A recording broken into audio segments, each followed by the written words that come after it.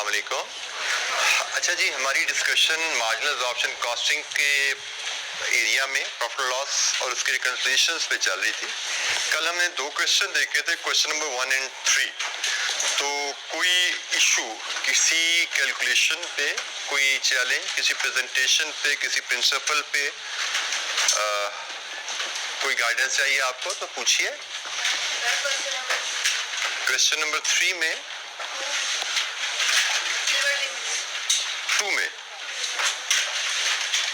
Question number 2 आपने घर में अटेम्प्ट किया, उसमें कुछ चेंज नजर आया आपको? जी भाई, कहाँ चैलेंज नजर आया? Labour per unit 27 minute eight 80 per hour, इसमें क्या चैलेंज है?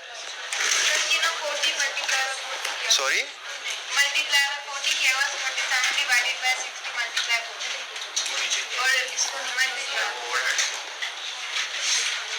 लेबर पर यूनिट, एक यूनिट बनाने में 27 मिनट लगते हैं। ये वेरिएबल की कहानी उसको छोड़िए, तो लेबर की कहानी आपकी आ रही है जनाब। ये मिनट से आपने आवर बनाए हैं, ये यूनिट से मल्टीप्लाई किया, आवर पर यूनिट से टोटल आवर बन गए, ये रेट से मल्टीप्लाई किया, लेबर कॉस्ट बन गई। इसमें क्या इशू है? आपने तो लेबर की बात की थी, तो लेबर मैंने क्लियर कर लिया। अच्छा, ये वेरिएबल ओवरहेड में क्या है? ये आपने मिनट से आवर बनाए हैं पर यूनिट, ये आवर से टोटल आवर बन गए, और ये क्या है? रेट पर labour our. Total labour our को 40 से मल्टीप्लाई कर दिया तो वेरिएबल ओवरहेड की कॉस्ट आ गई। जिससे आपने यहाँ पे इसमें और इसमें तो कोई फर्क नहीं है ना, ये दोनों में क्या कैलकुलेट कर रहे हो? ये total hours required, labour our required, ये टोटल लेबर आवर रिक्वायर्ड है। तो लेबर आवर रिक्वायर्ड को लेबर के रेट से मल्टीप्लाई करोगे तो लेबर की कॉस्ट बन गई। लेबर आवर रिक्वायर्ड को variable overhead per hour, labour का रेट है ना, ये भी 40 रुपीज पर लेबर आवर है। वेरिएबल ओवरहेड 40 रुपीज पर, इससे मल्टीप्लाई करोगे तो वेरिएबल ओवरहेड की कॉस्ट आ गई। ठीक है, आवर्स हमने निकाले, आवर्स को लेबर के रेट से मल्टीप्लाई करो, लेबर की कॉस्ट, आवर्स निकाले, आवर्स को वेरिएबल ओवरहेड के रेट से मल्टीप्लाई करो तो वेरिएबल ओवरहेड की कॉस्ट। जी, any other question? Question number 1, 3 कल हमने डिस्कस किया था, उससे रिलेटेड किसी बच्चे के ज़हन में कोई क्वेरी है? अच्छा जी, आज का फिर एजेंडा पहला हमारा question number 4। Requirement again same, वही रिक्वायरमेंट रिपीट होती जा रही है। पीएनएल बनाओ 31 दिसंबर 2013 का, अब्जॉर्प्शन का, मार्जिनल का, रिकंसाइल करो प्रॉफिट को दोनों मेथड के तहत। सो 14 नंबर की प्रॉफिट्स की कैलकुलेशन और 2 नंबर की रिकंसिलिएशन। तो let's read the data. XY Limited manufactures and sells single product. The selling price and cost for the year ended 31 December 2013 were as follows. जो साल खत्म हुआ 31 दिसंबर 2013 का, उसकी प्राइस और कॉस्ट का data. Selling price, material cost, labour cost, production overhead जिसमें 40% fixed है तो मतलब 60% वेरिएबल हुए। सेलिंग डिस्ट्रीब्यूशन ओवरहेड जिसमें 60% फिक्स्ड है तो 40 वेरिएबल हुए। All other information is as follows. During the year 12,000 units were produced. Opening closing stock were 4,000, 3,000 units respectively. Fixed overhead cost per unit is based on normal capacity of 15,000. यहाँ पे जो fixed overhead निकाले, यहाँ पे जो fixed overhead निकाले, उनकी बात कर रहे हैं sir. Overhead cost have increased by 10% over the previous year, and raw material and labor by 5%. Company uses FIFO method for costing its inventory. P&L बनाना है जी under absorption costing, under marginal costing।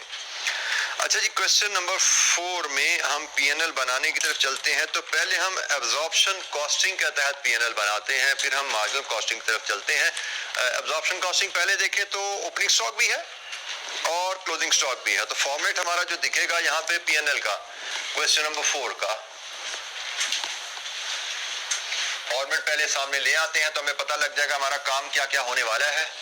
Part A में हम absorption costing को पहले देख रहे हैं। Sales less cost of sales, format तो वही है, बस फिगर को डिटरमिन करने का, फाइंड करने का तरीका थोड़ा बहुत वेरिएशन आती है उसमें।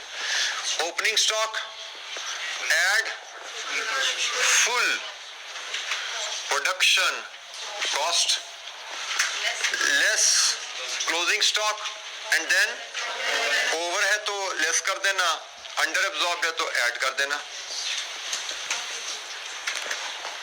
सो यहां से लेके इधर तक का फिगर्स का सम करोगे कॉस्ट ऑफ सेल्स आएगा, और sales minus cost of sales करोगे तो आपको यहाँ पे ग्रॉस प्रॉफिट मिलेगा, और ग्रॉस प्रॉफिट में से लेस करेंगे हम नॉन प्रोडक्शन कॉस्ट।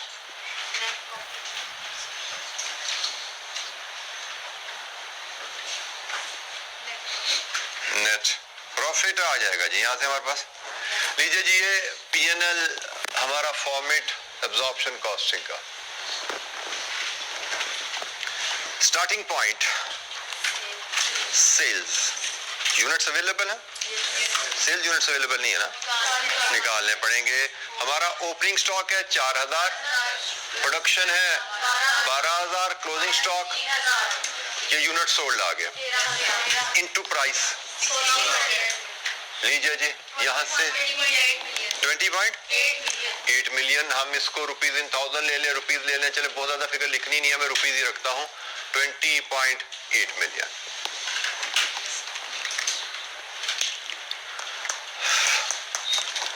अच्छा जी, ओपनिंग स्टॉक यूनिट्स मेरे पास है 4000, कॉस्ट का मेरे पास कोई जिक्र यहाँ पे ओपनिंग स्टॉक की कॉस्ट का नहीं है, क्योंकि ओपनिंग स्टॉक तो बना था 2012 में, ओपनिंग स्टॉक बना था 2012 में। मेरे पास जो डाटा अवेलेबल है 2013 का, चले इसका मतलब ये मेरे पास मिसिंग है फिगर, इस पे हम बात करते हैं।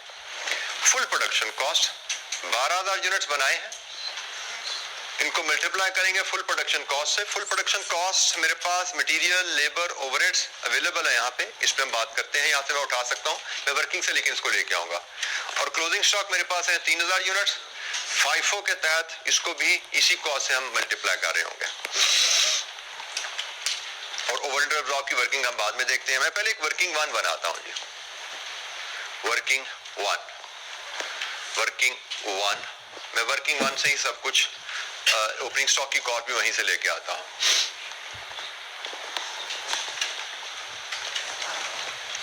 मेरे पास जो इंफॉर्मेशन दी गई है 2013 के बारे में, मैं पहले उसको लेकर चलता हूं। मुझे बताया गया है मेरी मटेरियल कॉस्ट 2013 में कितनी है, 630। मेरी लेबर कॉस्ट कितनी है, 189। मेरे प्रोडक्शन ओवरहेड्स टोटल 220 गिवन है। मुझे पता है कि मैंने अभी इस पार्ट में मार्जिनल कॉस्टिंग का पीएनएल भी बनाना, तो मैं उस वजह उसके लिए ज्यादा वर्किंग करूं, मैं यहीं पे इसके दो हिस्से कर देता हूं। मैं वेरिएबल ओवरहेड्स ले आता हूं 220 का 60%, 132, और ये मेरी मार्जिनल प्रोडक्शन कॉस्ट यहां से पूरी हो जाएगी। मार्जिनल प्रोडक्शन कॉस्ट पूरी होगी कितनी, 951। इसमें मैं ऐड कर देता हूं फिक्स्ड ओवरहेड जो कि 220 का 40% है, 88। तो ये जनाब मेरी फुल प्रोडक्शन कॉस्ट आ गई 1039। ये जो मेरी फुल प्रोडक्शन कॉस्ट यहाँ पे आई है, इस पे मेरा करंट प्रोडक्शन ये बननी है, और इस पे मेरी क्लोजिंग स्टॉक भी वैल्यूएशन होनी है। देख लीजिए जी 1039। ये मैंने वर्किंग को प्रेजेंट इस अंदाज में किया ऐसे, क्योंकि मुझे मार्जिनल कॉस्टिंग में इसकी जरूरत पड़नी है, मैंने इसलिए इसके दो हिस्से करके बनाया इसको। 2013 करंट ईयर की प्रोडक्शन कॉस्ट 1039 है। 1039 के हिसाब से मैंने full production cost current period की भी ले ली, और क्लोजिंग स्टॉक भी मैंने फाइफो में इसी पे वैल्यू किया। अच्छा जी, अब जरा हम इसकी बात करते हैं। इसकी कहानी है जी यहां से, Point number 4. Overhead costs have increased by 10% over the previous year and raw material and labor by 5%. मतलब पिछले साल के मुकाबले में 2012 के मुकाबले में मतलब मटेरियल कॉस्ट और लेबर कॉस्ट 5% बढ़ी है और लेबर का ओवरहेड कॉस्ट 10% बढ़ी है। ये 5% बढ़ी है किसके मुकाबले में? ये 100 है, ये क्या है? 105। तो ये अगर 105 है तो फिर 100 क्या है? 600। अगर ये 105 है तो 100 क्या है? ये 110 है तो 100 क्या है? लीजिए जी, मार्जिनल कॉस्ट का सम कीजिए यहाँ से पिछले साल की 900 और ये अगर 110 है तो 100 क्या है?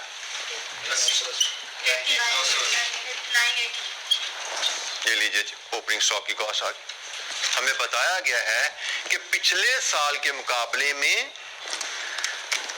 मटेरियल और लेबर 5% बढ़ी है पिछले साल के मुकाबले में। अगर ये 100 थी तो ये 5 हुई। हमने पढ़ा हुआ है कि भाई जिस वैल्यू में इजाफा या कमी हो रही है उस वैल्यू को 100 लेना है हमेशा। तो पिछले साल की कॉस्ट में इजाफा बताया गया 5%, तो इसका मतलब ये 100 है, ये 105 है।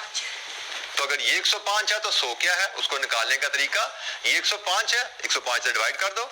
ये 105 के लेवल पे खड़ी है कॉस्ट, 105 से डिवाइड कर दो। 100 पे जाना है, 100 से मल्टीप्लाई कर दो। ये कॉस्ट 105 के लेवल पे खड़ी है, 105 से डिवाइड कर दो। 100 पे लेकर जाना है, 100 से मल्टीप्लाई करो। ये कॉस्ट 110 के लेवल पे खड़ी है क्योंकि 10% इजाफे के बाद ये 110 के लेवल पे खड़ी है। 110 से डिवाइड करो, 100 से मल्टीप्लाई करो एंड सो ऑन। ये जी हमारे पास ओपनिंग स्टॉक की कॉस्ट आ गई 980। लीजिए जी, अब यहां से मल्टीप्लाई कीजिए, ओपनिंग स्टॉक कितना बना? 000। यहां से प्रोडक्शन कॉस्ट कितनी बनी? यहां से क्लोजिंग स्टॉक कितना बना? 317 3117000 जी। Any question? किसी बच्चे को हमें ये ओपनिंग स्टॉक की cost per unit, current period की full production cost, opening stock की full production cost, current period की फुल प्रोडक्शन कॉस्ट में कोई बात समझ नहीं आई? पूछिए। Over, under absorbed, working two, किन दो वैल्यूज का फर्क होता है जी? एक्चुअल एंड एब्जॉर्ब का। तो actual overheads and absorbed overheads, किधर एक्चुअल ओवरहेड्स भाई? किधर है एक्चुअल, किधर है एब्जॉर्ब्ड? इस क्वेश्चन में एक्चुअल ओवरहेड्स अवेलेबल नहीं है, लेकिन हम शायद बजटेड निकाल सकते हैं और फिर हमारी असम्पशन आ जाएगी। एक्चुअल चाहिए, वो तो अवेलेबल नहीं है, बजटेड मिलते हैं तो बजटेड को ही एक्चुअल ले लो। उसने कहा आपके जो फिक्स्ड ओवरहेड्स हैं उसमें जो fixed overhead cost per unit बनाई गई है वो नॉर्मल कैपेसिटी 15,000 के हिसाब से बनाई गई है। इसका मतलब आप अपने फिक्स्ड ओवरहेड को 15,000 से ज़रब दोगे तो बजटेड फिक्स्ड ओवरहेड आ जाएंगे। ठीक है जी। हमें एक्चुअल फिक्स्ड ओवरहेड चाहिए। हम अज्यूम कर रहे हैं कि हमारे एक्चुअल फिक्स्ड ओवरहेड हमारे बजटेड फिक्स्ड ओवरहेड के बराबर नहीं होंगे, क्योंकि क्वेश्चन में एक्चुअल फिक्स्ड ओवरहेड तो अवेलेबल ही नहीं है। तो हमें बता दिया गया कि भाई ये जो पर यूनिट का रेट निकला है ये 15,000 के हिसाब से निकला है। तो 88 इंटू 15,000 जी कितना जी? 13,20,000। ये होगी जी हमारे एक्चुअल ओवरहेड्स। फिर लेने एब्जॉर्ब्ड। एब्जॉर्ब्ड ओवर कैसे होते हैं? Actual production into OAR। तो OAR 88 है इंटू 12,000, 10,56,000। तो हमारे ओवरहेड्स आर अंडर एब्जॉर्ब्ड। 2,64,000 से हमारे ओवरहेड्स आर अंडर एब्जॉर्ब्ड, मतलब कॉस्ट में ऐड करने की जरूरत है जी। एनी क्वेश्चन 2,64,000 से हमारे ओवरहेड्स आर अंडर एब्जॉर्ब्ड।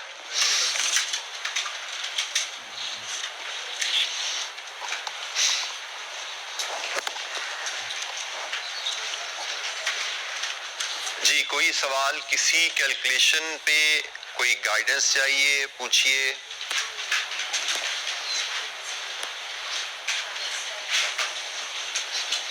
हमने यहाँ पे अज्यूम किया है कि हमारे एक्चुअल ओवरहेड्स बजटेड ओवरहेड के बराबर है, क्योंकि एक्चुअल ओवरहेड हमें चाहिए, वो क्वेश्चन में अवेलेबल नहीं है, लेकिन हम बजटेड ओवरहेड निकाल सकते थे इस तरीके से। और हमने ये बात कल डिस्कस कर ली थी कि हमें एक्चुअल वैल्यू चाहिए है, बजटेड अवेलेबल है, हम बजटेड को एक्चुअल अज्यूम कर लेंगे। हमें बजटेड वैल्यू चाहिए, एक्चुअल अवेलेबल है, हम एक्चुअल को बजटेड अज्यूम कर लेंगे, ठीक है। सो हम एक्चुअल और बजटेड वैल्यू में से जो वैल्यू चाहिए वो अवेलेबल है तो उठाओ, नहीं अवेलेबल तो जो दूसरी अवेलेबल है। बट मैं कल भी बताया था, फिर बोल रहा हूं कि जो चाहिए वो आपको पता होना चाहिए, क्योंकि क्वेश्चन में दोनों भी अवेलेबल हुआ करेंगे। ऐसा नहीं कि जो मिले उठा लेना है, क्वेश्चन में दोनों अवेलेबल होंगी, आपको जो चाहिए आपको वो उठाना होता है। मुझे यहाँ पे एक्चुअल ओवरहेड चाहिए थे, अगर क्वेश्चन में एक्चुअल ओवरहेड गिवन होते मैं वो लेता, नहीं अवेलेबल तो मुझे फिर इसकी तरफ जाना पड़ा कि भाई फिर बजटेड को अज्यूम कर लो। जी एनी क्वेश्चन? अच्छा यहाँ से अब हम कॉस्ट ऑफ सेल ले सकते हैं, कितनी भाई?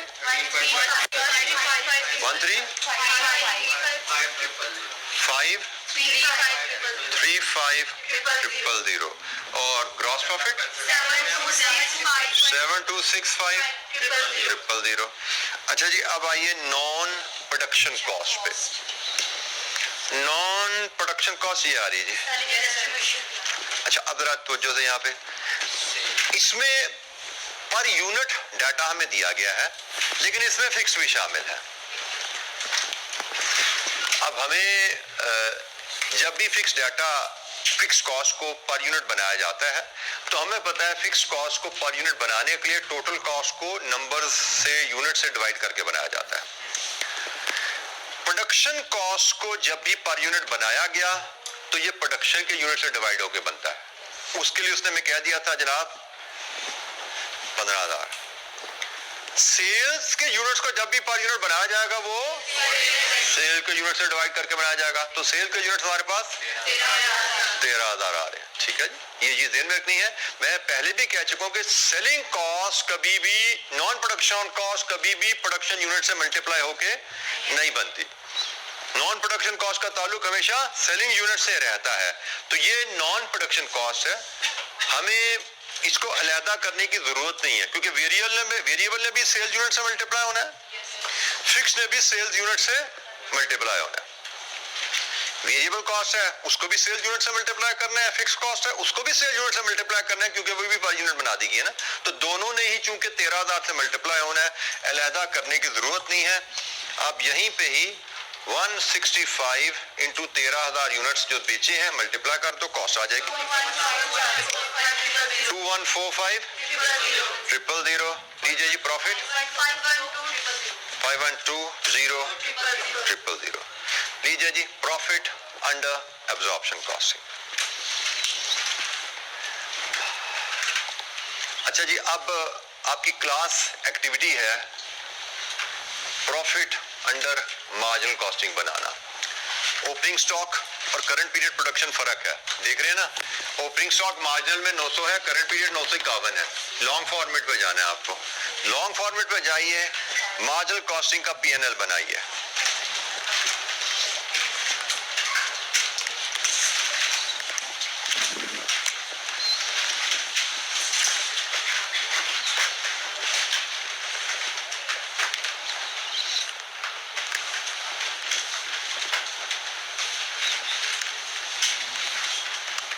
मार्जिनल कॉस्टिंग का पीएनएल बनाइए।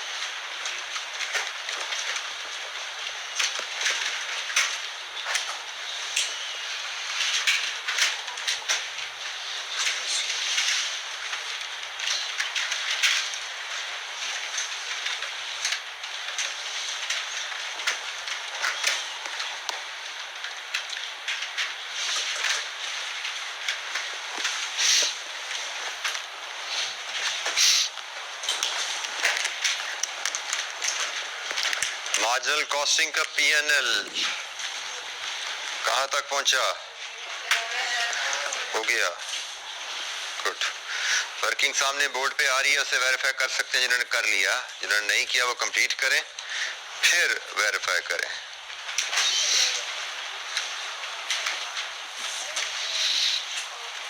और कोई गलती है मेरे से बोर्ड पे लिखने में हुई या आपसे हुई तो उसको डिस्कस कर लें।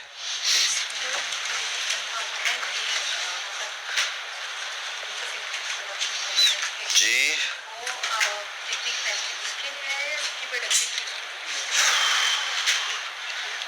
ओवरहेड एब्जॉर्प्शन रेट के बारे में उसने लिखा हुआ है per unit is based on, उसने बता दिया आपको कि किसके लिए क्या इस्तेमाल करना है। Read the question again and again.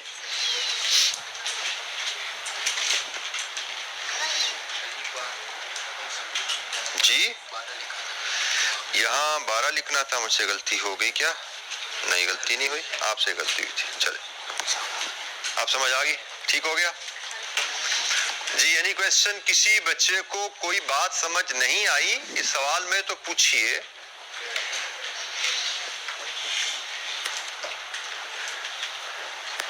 मैंने तमाम कैलकुलेशंस आपके सामने लिखी हैं बोर्ड पे, वर्किंग के साथ वर्किंग लिखी है। अगर वर्किंग पे कोई इतराज है तो पूछिए।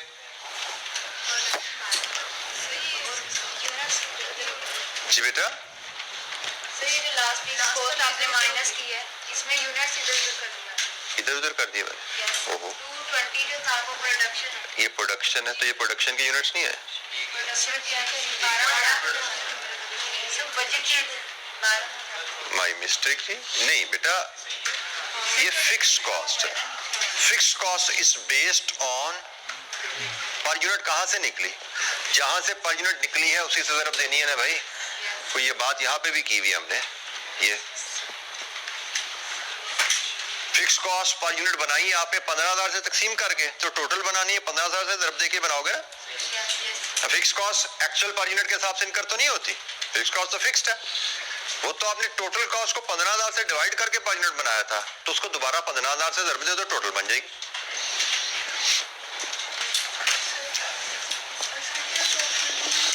जी बेटा,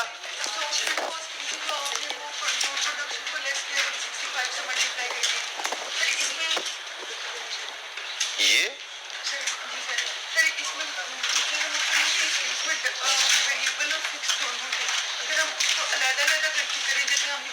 अलहदा दो इससे कर दिए, फिर क्या करते? दोनों ने अलहदा लेस ही होना था ना, तो उससे कोई नंबर बदल जाने थे। क्या फर्क आ रहा है बेटा? 2145 नहीं आ रहा वेरिएबल प्लस फिक्स्ड?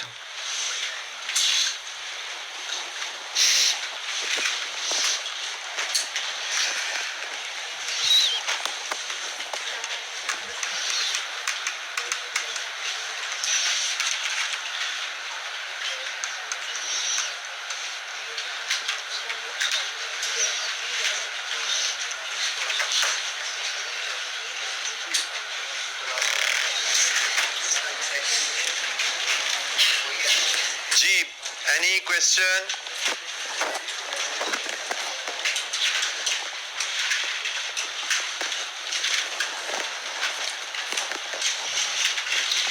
पीएनएल दोनों हमारे तैयार। इसका प्रॉफिट क्या आ रहा है बाय द वे यहाँ पे? 5176,000 और इसकी रिकंस्ट्रक्शन बननी है जो अल्टरनेटिव मेथड से, और वो है जी इसका फर्क, इसका फर्क और फर्क का फर्क। तो दैट इज सिंपल, हम उस रिकंस्ट्रक्शन को यहाँ प्रेजेंट नहीं करते, वो मुझे पता है कि आप बड़ी आसानी से बना सकते हैं, बट स्टिल किसी बच्चों को कोई क्वेश्चन है यहाँ पे या रिकंस्ट्रक्शन बनाने के तस्वर पे, क्योंकि रिकंस्ट्रक्शन हमारी होगी इन दो वैल्यूज का फर्क और यही वैल्यूज यहाँ पे जो आ रही हैं इनका फर्क, और फिर डिफरेंस ऑफ द डिफरेंस लोगे तो ये 56,000 से टैली हो जाएगा आपका। 56,000 आपका डिफरेंस है दोनों प्रॉफिट्स में, ये आपका टैली हो जाएगा इस फिगर के थ्रू, रिकंसिलिएशन में प्रेजेंट हो जाएगा। Any question?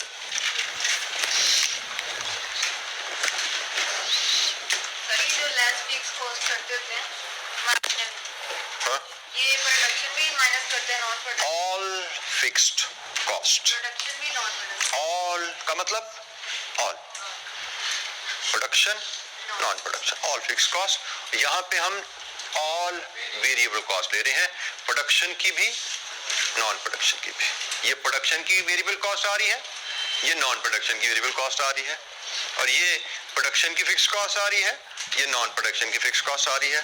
ठीक है, तो revenue minus all variable cost is contribution, contribution minus all fixed cost is profit under marginal costing. जी, कोई सवाल?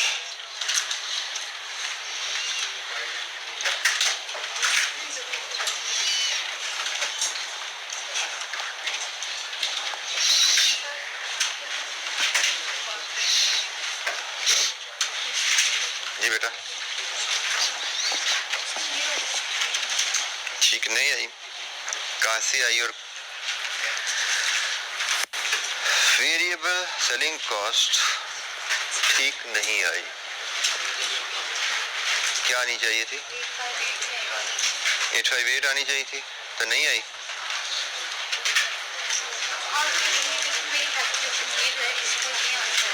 बेटा पहले इसको एक एक फिगर को वेरीफाई कर लें आप। ये फिगर आपकी ठीक है, ये फिगर आपकी अगर ज़रूर ठीक की है तो ठीक होगी, ये फिगर आपकी ठीक है, तो ये फिगर ठीक है, तो टोटल आप कह रही है मैच नहीं हो रहा आपका। किससे मैच करने की कोशिश कर रहे हो आप? बेटा इसको मैच कर लो ना, अगर तो जिंदगी आसान रहेगी।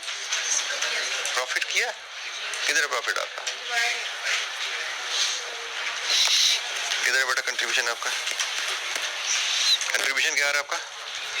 ये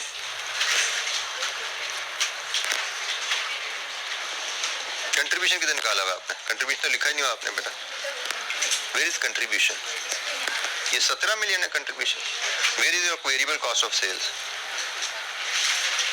ये तो बेटा वेरिएबल सेलिंग कॉस्ट है, वेरिएबल कॉस्ट ऑफ सेल किधर है भाई? ये इन सब का टोटल कराएंगे, ये वेरिएबल कॉस्ट ऑफ सेल था, इसमें से ये माइनस करेंगे टोटल इसका, तो आपका कंट्रीब्यूशन आएगा। कंट्रीब्यूशन में फिक्स कॉस्ट लेस करेंगे तो प्रॉफिट आएगा। आपने वेरिएबल कॉस्ट ऑफ सेल की फिगर तो लिखी नहीं हुई, तो कंट्रीब्यूशन कहां से निकाल रहे हो बेटा? इन चार फिगर्स का सम कीजिए पहले, इन 4 का सम कीजिए, ये जो मैंने सर्कल की हैं।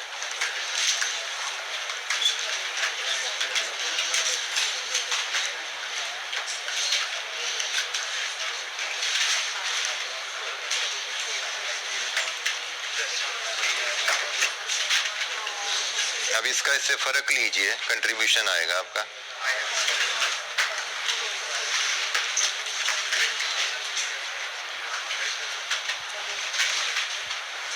अब इसमें से लेस कीजिए फिक्स कॉस्ट, तो प्रॉफिट आएगा आपका।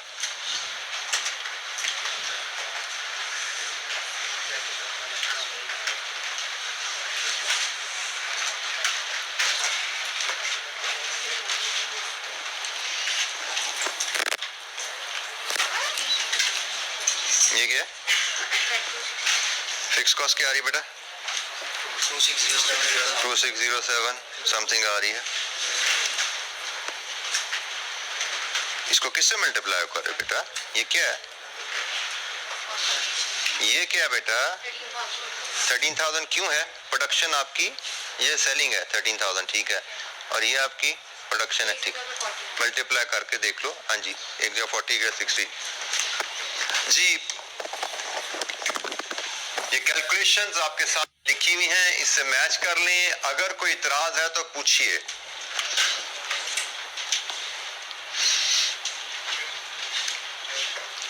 अच्छा जी, एक लास्ट क्वेश्चन देखते हैं और उसके बाद फिर ये चैप्टर को गुड बाय कहते हैं। Assuming KL uses FIFO method for determining the cost of inventory, prepare profit or loss statement for the month of February using marginal and absorption costing, reconcile difference under the two method। 11 जमा number का सवाल। So marginal absorption costing पे लगभग हर सवाल की requirement यही हमें नजर आ रही है। 2 P&L बनाओ, प्रॉफिट को रिकंसाइल करके दिखाओ, तो ये भी वही बात आ गई। इसका पार्ट ए अलहदा से गिवन है, शायद 4 नंबर का था, अगर आपको याद हो मैंने कहीं बताया था, इसके नंबर आगे मार्क्स मिसिंग है। assumptions used in marginal costing, DCF assumption in marginal costing, हमने मार्जिनल कॉस्टिंग के चैप्टर के पहली स्लाइड पढ़ी थी। वहां पे मैंने आपको बताया था कि भाई ये आपका पास पेपर में सवाल आ चुका है, ये थी assumption, और ये मैंने आपको वहां बताया था कि भाई ये सवाल 4 नंबर का आ चुका है पास पेपर में, ठीक है जी। सो 4 नंबर का assumption पे सवाल था, और ये किताब में आपके पास ऐसी हेडिंग के तहत, इसी हेडिंग के तहत अवेलेबल है, 4 marks.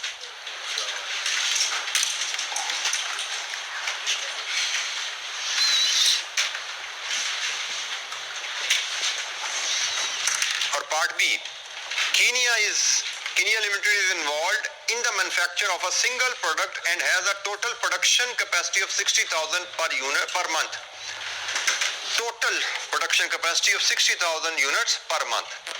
It is currently operating at its normal capacity of 80% and uses absorption costing.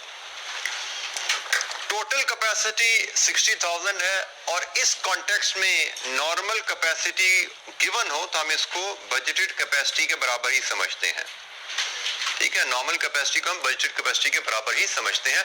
Total capacity कभी बजटेड कैपेसिटी नहीं होती। नॉर्मल कैपेसिटी है तो इसका मतलब बजटेड कैपेसिटी है, और बजटेड कैपेसिटी हमें क्यों चाहिए होती है? OAR के लिए, क्योंकि हम तो बजटेड ओवरहेड को बजटेड कैपेसिटी या बजटेड प्रोडक्शन से डिवाइड करते हैं तो हमारा OAR निकलता है। तो अब्जॉर्प्शन कॉस्टिंग इस्तेमाल हो रही है। Below is the extract from the KL budget for the month of February. Budget क्या जी? प्राइस 210 रुपए, प्राइम कॉस्ट 75 रुपए, factory overhead 45, selling and admin 15, fix cost factory की, फिक्स कॉस्ट सेलिंग एडमिन की। Actual operating data for the month of February, due to an unexpected fault in KL's manufacturing plant, it was able to operate at 75% of its production capacity only. 75% capacity पे आपने काम किया। Sale of 47,000 units were made at the selling price budgeted by KL. Opening stock of 10,000 units costing 16 million was held by KL. Fixed factory overhead were absorbed in the prior month at the rate of 40 per unit. Fixed factory overheads exceeded the budgeted by rupees 5 lakh due to increase in electricity cost. लीजिए जी, FIFO को ज़्यूम करते हुए PNL बनाना है आपने absorption costing के तहत और marginal costing के तहत। एक बार डाटा जरा गो थ्रू कर लीजिए, it's a very straight forward question. Absorption costing के तहत, मार्जिनल कॉस्टिंग के तहत पीएनएल है। पढ़िए जरा डाटा और फिर हम इसको प्रेजेंट करते हैं।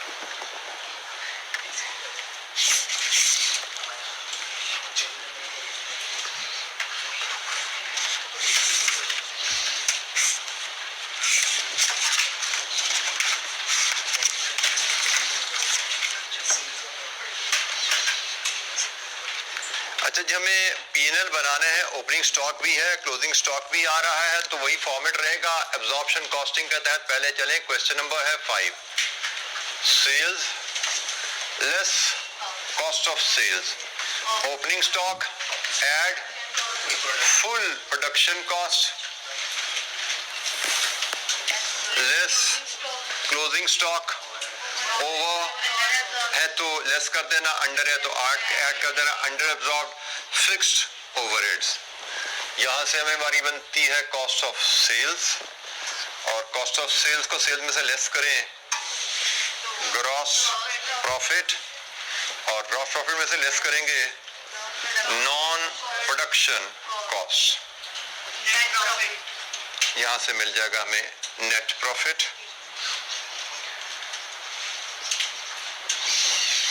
अच्छा जी, डेटा पॉपुलेट करना शुरू करें इस फॉर्मेट में।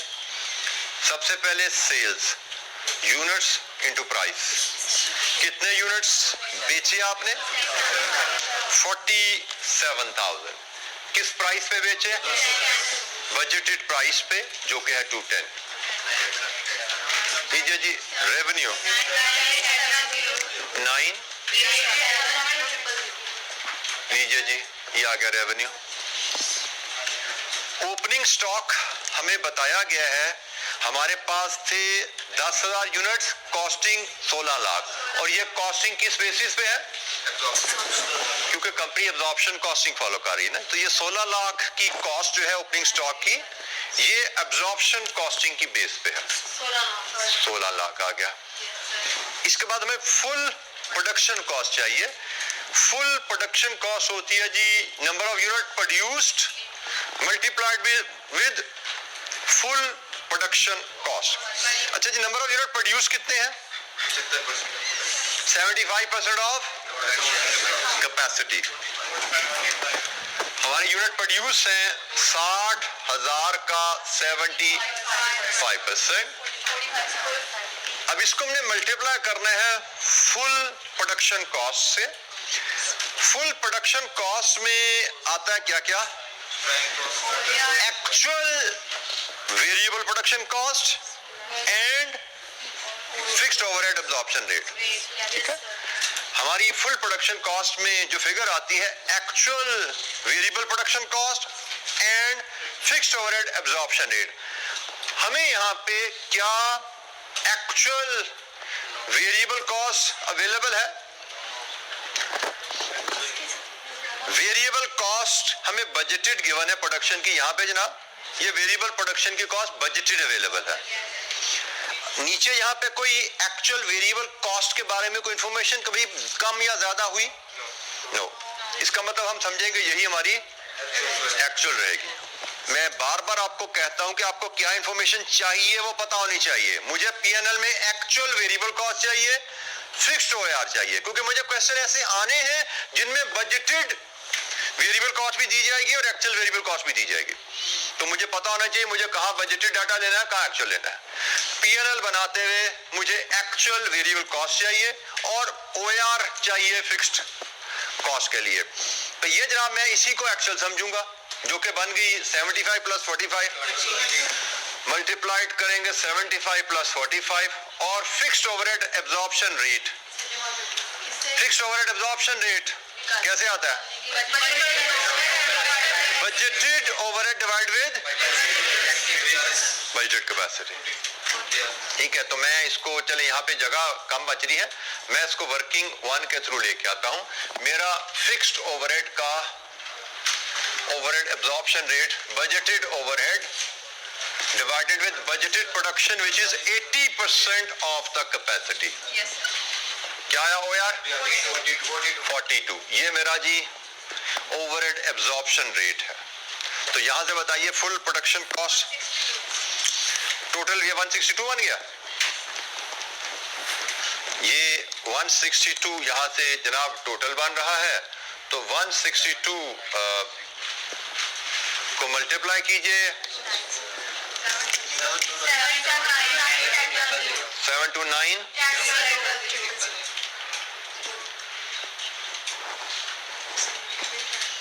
क्लोजिंग स्टॉक 54 से चल रहे हो, तो क्लोजिंग स्टॉक के यूनिट्स गिवन है या निकालने हैं? निकालने पड़ेंगे।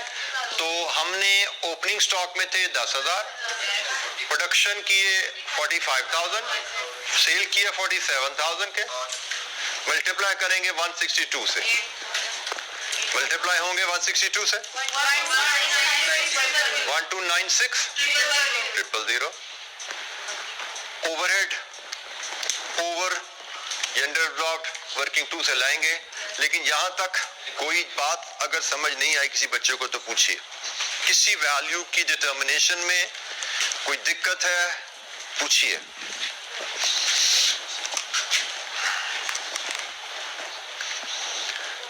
फुल प्रोडक्शन कॉस्ट में हमने वेरिएबल प्रोडक्शन कॉस्ट एक्चुअल लेनी होती है, फिक्स्ड प्रोडक्शन कॉस्ट हमने OAR लेना होता है। हमें variable production cost actual available नहीं थी, हमने अज्यूम किया एक्चुअल बजटेड के बराबर ही रही होगी, और OAR फिक्स्ड ओवरहेड के लिए हमने खुद डिटरमिन कर लिया, which is budgeted production overhead divide with budgeted production capacity. Over under absorbed क्या होते हैं जी? लिखा हुआ है, क्या लिखा हुआ है? 5 लाख से अंडर एब्जॉर्ब्ड। दोबारा पढ़ो, दोबारा पढ़ो, क्या लिखा हुआ है? पढ़ के सुनाओ मुझे जरा, जुमला पढ़ो जरा। इसका मतलब ये फिक्स्ड ओवरहेड ओवर एब्जॉर्ब थे, अंडर एब्जॉर्ब थे। कहाँ लिखा हुआ है एब्जॉर्ब का वर्ड? इस पे कहीं एब्जॉर्ब का वर्ड लिखा हुआ है?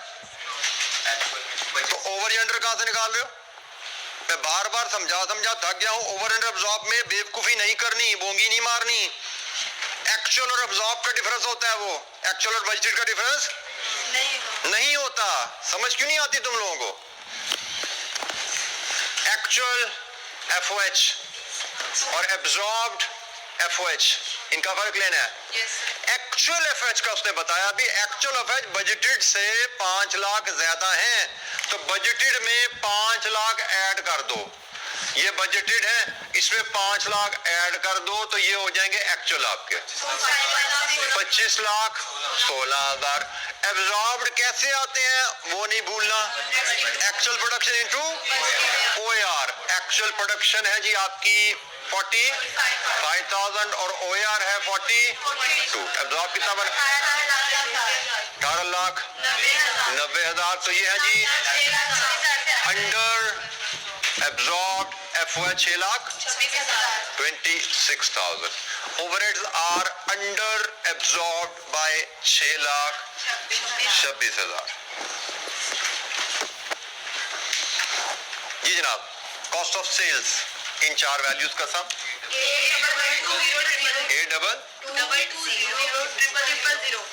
Gross profit 1650,000। Non production cost. अच्छा जी, नॉन प्रोडक्शन कॉस्ट 2 है, एक सेलिंग एडमिन जो कि वेरिएबल है और एक सेलिंग एडमिन जो कि फिक्स्ड है। ये बजट है। एक्चुअल में इससे कोई डिफरेंस की कहानी है? कोई डिफरेंस की कहानी है भाई? कि भाई एक्चुअल खर्चा सेलिंग एडमिन का बजट से फर्क था? नो। तो हम अज्यूम करेंगे कि एक्चुअल बजट के बराबर पीएनएल बन रहे, हमें एक्चुअल खर्चा चाहिए, एक्चुअल अवेलेबल नहीं है, तो हम अज्यूम करेंगे बजट और एक्चुअल बराबर रहा होगा। ठीक है, तो हम उसके मुताबिक वैल्यू अगर कैलकुलेट करेंगे यहाँ पे, तो फिक्स तो 8 लाख का 8 लाख आ जाएगा, और वेरिएबल 15 रुपए per unit multiplied with selling खर्चा है, सेल यूनिट से मल्टीप्लाई करेंगे। लीजिए जी, 1505,000 लेस किया तो 145,000। ये हमारा PNL under absorption costing. PNL under absorption costing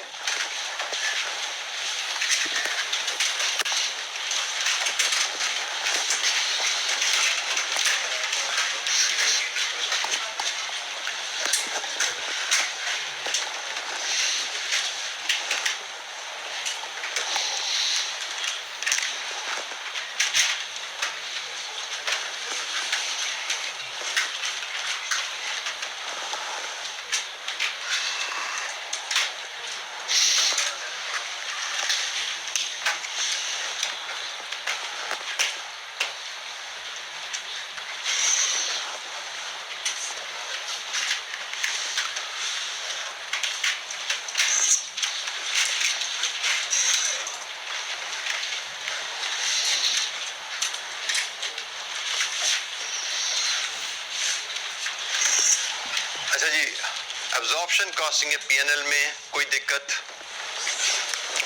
marginal costing का पीएनएल फॉर्मेट हमारा लॉन्ग वाला ही रहेगा, यहाँ पे भी sales less variable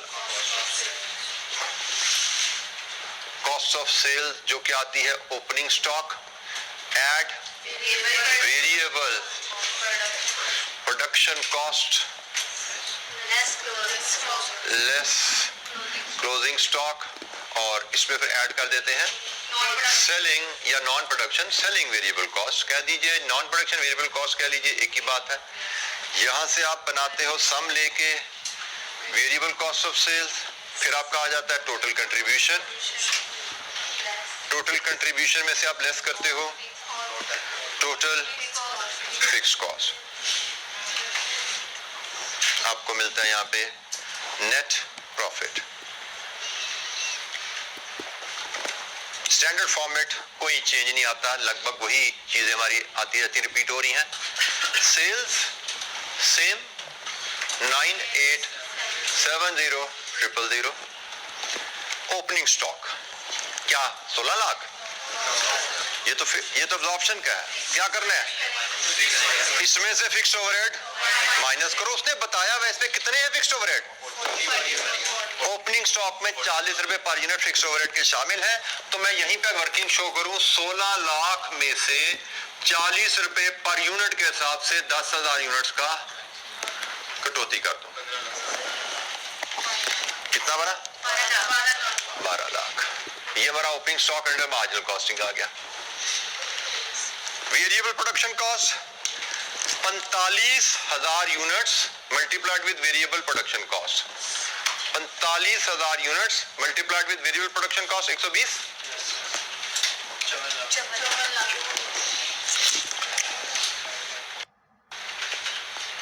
closing stock ये 8,000 यूनिट्स है, क्लोजिंग स्टॉक में 8,000 यूनिट्स है जी, 8,000 यूनिट्स इंटू 120 9,60,000, और वेरिएबल सेलिंग कॉस्ट 15,000 इंटू 47,000, 15 रुपए इंटू 47,000, 705,000 एड 705,000। लीजिए जी, variable cost of sale 45,000, contribution 25,000 जी। Any question? कंट्रीब्यूशन की हद तक कोई issue? Sales minus variable cost of sales is equal to total contribution.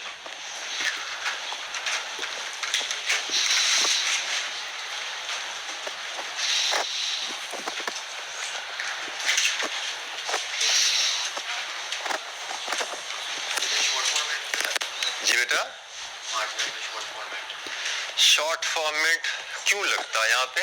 क्या यहाँ पे कॉस्ट पर यूनिट और यहाँ पे कॉस्ट पर यूनिट सेम है? 12 और 12 बिल्कुल लग सकता है। अगर यहाँ पे 120 है, यहाँ पे 120 है, अब बिल्कुल लगा सकते हैं।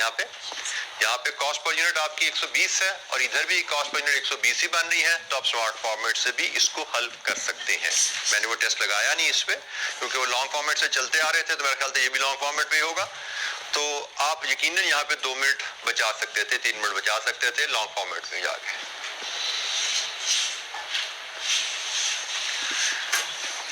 मैं उसकी भी प्रेजेंटेशन अभी आपके सामने स्मार्टली एकदम 2 लाइन में कर देता हूँ। फिलहाल मुझे फिक्स कॉस्ट बताइए जरा। फिक्स कॉस्ट कहाँ से निकली? एक तो 8 लाख ये है, 8 लाख है जी ये सेलिंग की, प्लस प्रोडक्शन की।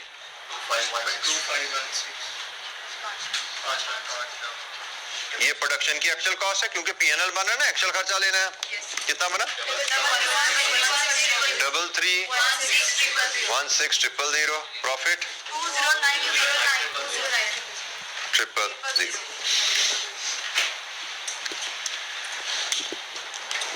इसका स्मार्ट फॉर्मेट से अगर हम पीएनएल बनाते तो हमारा टोटल कंट्रीब्यूशन निकल आता हमारा unit sold into contribution per unit. Unit sold कितने हैं? 47,000 और कंट्रीब्यूशन पर यूनिट हमारा आता प्राइस माइनस 75 माइनस 45 माइनस 15, यही है कंट्रीब्यूशन पर यूनिट। तो मल्टीप्लाई करो तो यही फिगर आ रही है। तो बिल्कुल ठीक है। हम अगर एक लम्हा पॉज लेते तो हम ये सारी वर्किंग को अवॉइड करके सीधा यहाँ पे पहुंचते। ठीक है, यही कंट्रीब्यूशन हम price minus prime cost, variable overheads and selling cost, यहाँ से हम टोटल कंट्रीब्यूशन यहाँ पे है, इसमें से ये लेस कर दें, आपका प्रॉफिट आ जाता है। स्मार्टली हम ऐसे भी प्रेजेंट कर सकते थे इस केस पे जी। एनी क्वेश्चन पीएनएल बनाने में, मार्जिनल कॉस्टिंग, एब्जॉर्प्शन कॉस्टिंग? अच्छा, इसकी रिकंसिलिएशन किस मेथड से बननी है भाई? स्टैंडर्ड से या अल्टरनेटिव से? अल्टरनेटिव से। क्यों भाई? क्योंकि OAR फर्क है, ओपनिंग स्टॉक में 40 रुपए है और करंट प्रोडक्शन में 42 है। OAR 2 आ गए ना, यूनिट्स तो गिवन है बट OAR 2 है। जब OAR 2 आ जाए तो अल्टरनेटिव मेथड से रिकंसिलिएशन बनती है। अल्टरनेटिव मेथड से रिकंसिलिएशन, इनका प्रॉफिट में फर्क कितना आ रहा है? 55 जमा 9 64,000। 64,000 का फर्क है और ये कहां से निकला होगा? यहाँ पे जनाब इन दो वैल्यूज का फर्क लेंगे, यहाँ पे इन दो वैल्यूज का फर्क लेंगे और डिफरेंस ऑफ द डिफरेंस लेंगे, 64 से मैच होगा आपका। ओपनिंग स्टॉक क्लोजिंग स्टॉक का फर्क, ओपनिंग स्टॉक क्लोजिंग स्टॉक का फर्क और दोनों डिफरेंसेस का आपस में फर्क 64,000, ये आपकी रिकंसिलिएशन की वैल्यू आपको मिलेगी जी। एनी क्वेश्चन, कोई सवाल मार्जिनल एब्जॉर्प्शन कॉस्टिंग के चैप्टर पे? मतलब आज आके पीएनएल ही बनाने हैं 2 और उनकी रिकंसिलिएशंस है। पीएनएल के 2 फॉर्मेट्स में जो मैथमेटिकल कॉम्प्लिकेशन हो सकती थी, कॉस्ट से खेल कूद जो डाला उसने सारा हमने देखा। तो आई होप कि जो क्वेश्चन हमने किए हैं इनकी हट के कोई कॉम्प्लिकेशंस शायद कोई बचती नहीं है। डालना चाहे तो कुछ भी डाल दे एग्जामिनर, लेकिन हमने कोशिश की है कि जितने को मैक्सिमम वैरायटी के क्वेश्चन पास पेपर में आए, मैं उनको हम टच कर लें, वेरिएशन मैक्सिमम टच कर ली जाए। और बाकी अगर कोई 1-2 सवाल अवेलेबल होंगे वो आप देख लीजिएगा। But it is not a area का पीएनएल बना के फावे हो जाए, ठीक है ना? क्या पीएनएल ही है ना भाई, कितने 4 बना लिए 6 बना लिए काफी है, और क्या करना है इसमें? तेल तो नहीं निकालना हमने इस पीएनएल में से। There will be areas जहाँ पे you will need to put in some extra effort. You will have to do some extra practice. But this is not the area इस पे आपको अंधाधुंध को 40 सवाल करने हैं, क्योंकि इसमें there is no much variation. Standard PNL के फॉर्मेट्स हैं, कोई इशू इसमें नहीं है इंशाअल्लाह। ठीक है जी, तो आज के लिए इतना ही। बाकी इंशाअल्लाह अब जब भी मिलेंगे अगली क्लास में तो हम शुरू करेंगे अगला चैप्टर। थैंक यू, अस्सलाम वालेकुम।